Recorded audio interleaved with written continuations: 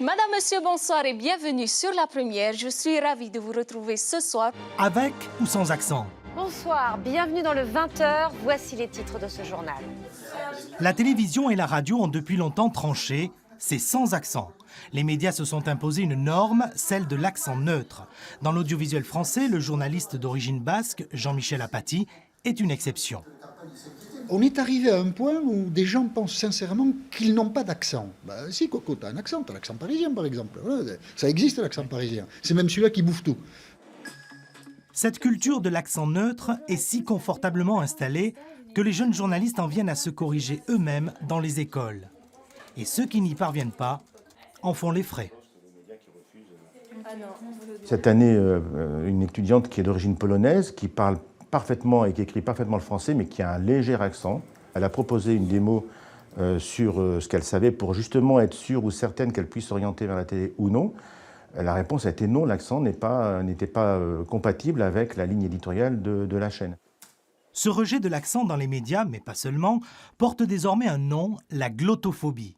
C'est le linguiste Philippe Blanchet qui l'a inventé. En créant ce mot, il a voulu identifier cette discrimination qui remonte à la Révolution française. On a d'abord essayé de l'uniformiser en empêchant les gens de parler leur langue et en les obligeant à parler uniquement le français. Ensuite, comme ils se sont appropriés le français, ils l'ont parlé à leur façon.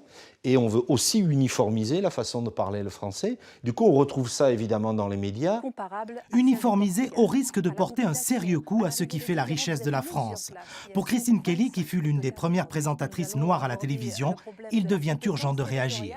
De la décentralisation. Derrière le fait de refuser un accent, c'est refuser l'identité de la personne, c'est refuser l'identité des régions françaises, c'est refuser l'identité de la planète. Allez, comme tous les vendredis, on va voyager. Des voix, chaque jour plus nombreuses, s'élèvent pour dénoncer ce manque de tolérance, d'ouverture ou même de courage. Et dans ce combat, la journaliste martiniquaise Karine Baste-Régis se veut résolument optimiste.